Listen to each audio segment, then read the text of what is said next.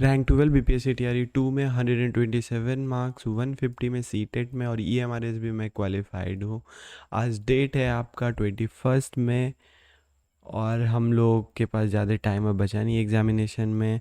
बस 19 दिन और 10 दिन क्यों मैंने लिखा है, क्योंकि आप लोग 1-2 दिन पहले न्यूज़ देख रहे थे जो कि वायरल हो रहा था कि एग्ज़ामिनेशन का डेट एक्सटेंड हो जाएगा और इसका 4 जून को फ़ैसला लिया जाएगा।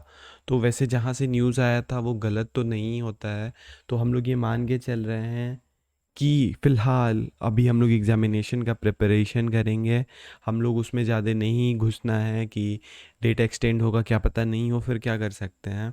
तो अभी बहुत सारे मन में आप लोग के सवाल चल रहे होंगे कि क्या आखिर अब चूँकि 19 दिन बच गया है तो टाइम मैनेज कैसे करना है? मॉक टेस्ट का आखिर क्या टिप्स हैं? मॉक टेस्ट को क्यों देना है हम लोग? फिर एग्ज़ामिनेशन हॉल में कैसे क्वेश्चंस को अटेम्प्ट करना है साइंटिफिक तरीके से? और कैसे तुक्का भी कैसे लगाया जाए ये भी हम लोग देख सकते हैं। एग्ज़ाम में कैसे टाइम मैनेज किया जाना है और पिछली बार की तुलना में कैसा रहेगा कट ऑफ, एग्ज़ामिनेशन पेपर का लेवल कैसा रहेगा, कंपटीशन कितना है, इस सब के बारे में हम लोग देखेंगे। बट उससे पहले देख लेते हैं आज का समाचार क्या है।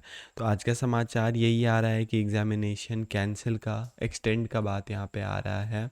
और एक और चीज़ अभी नया नोटिस देखा गया, मैं टेलीग्राम ग्रुप में डाल दी है, अगर आप लोग ज्वाइन नहीं किए हैं टेलीग्राम व्हाट्सएप ग्रुप तो ज़रूर ज्वाइन कर लें। तो ये आ रहा है कि जो भी महिलाएं सीटेट में अदर स्टेट का है, बिहार के स्टेट की बाहर की जो भी महिलाएं 90 नंबर नहीं लाई थी उन लोगों को जॉब से हटाया जा रहा है जब से हाई कोर्ट का वर्डिक्ट आ चुका है उसके बाद से। तो अब अगर आप लोग भी हैं, अगर सीटेट में 90 से कम मार्क्स है तो एग्ज़ाम छोड़ सकते हैं आना। मुश्किलों से भाग जाना आसान होता है, हर पहलू ज़िंदगी का इम्तिहान होता है। डरने वालों को मिलता नहीं कुछ ज़िंदगी में, लड़ने वालों के कदमों में जहान होता है। तो लड़ाई से याद आया कि आजकल आप लोग के पड़ोस लोग कैसे हैं।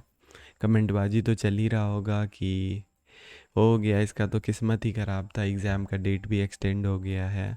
बट उन सब से लड़ना है और कंपटीशन में जगह पाना है।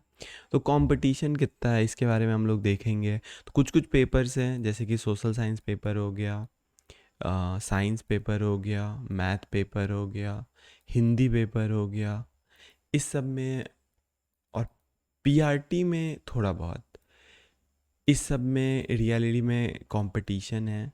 बट कंपटीशन के साथ मैं ये भी आप लोग को बता दूं, बार बार मैं रिपीट कर रहा हूँ कि पिछले बार के तुलना में कट ऑफ कैसा रहेगा। तो पिछले बार के तुलना में कट ऑफ में ज़्यादा बढ़ोतरी नहीं होने वाला है। पीआरटी का मैं 1000 बार बोल चुका हूँ कि जो भी कट ऑफ था पिछले बार उससे 5 से 7 नंबर ज़्यादा, उससे ज़्यादा नहीं रहेगा।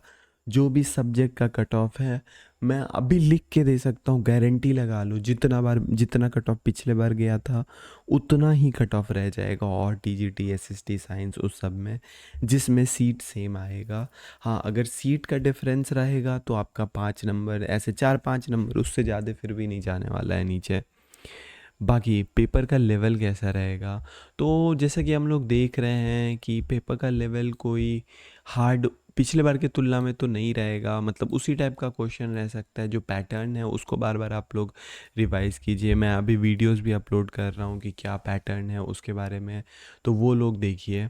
अब आगे का टाइम को कैसे मैनेज करना है, जो भी दिन है आगे के उसमें आप लोग टाइम कैसे मैनेज कीजिएगा। तो टाइम मैनेजमेंट का देखिए एक ही रूल है कि सबसे पहले तो आप लोग अभी, अगर पढ़ाई अच्छा चल रहा है तो ठीक है, नहीं तो अभी रूटीन बना लीजिए बैठ के कि आपको कितने देर पढ़ाई करना है।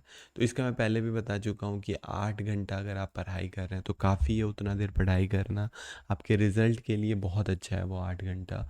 उस 8 घंटे से आपका रिज़ल्ट आ सकता है बहुत ही आसानी से।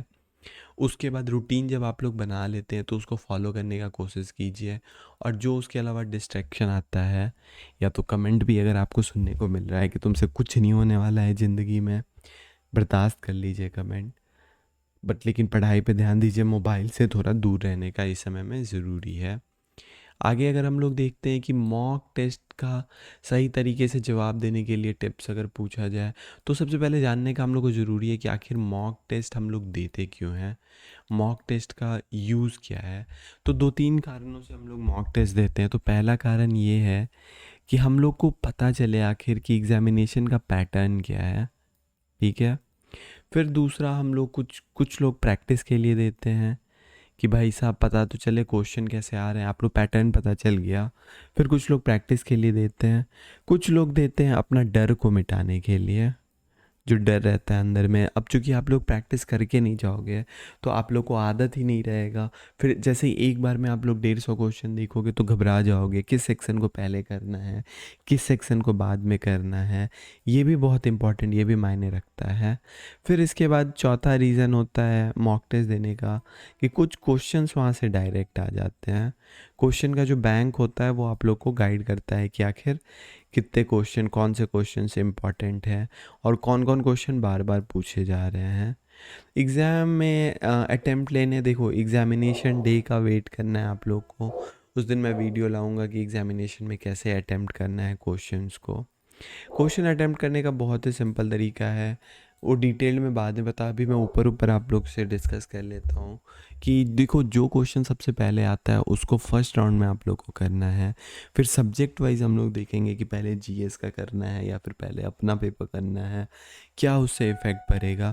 इफ़ेक्ट देखो इसलिए पड़ता है क्योंकि अगर आप क्वेश्चन पहले से किए हुए हो तो आपका माइंड रिलैक्स रहेगा, नहीं किए हुए हो तो थोड़ा आदमी, हर कोई थोड़ा सा फ्रीक हो जाता है कि यार क्या कर रहे हैं, गलत तो नहीं हो रहा है मेरे से।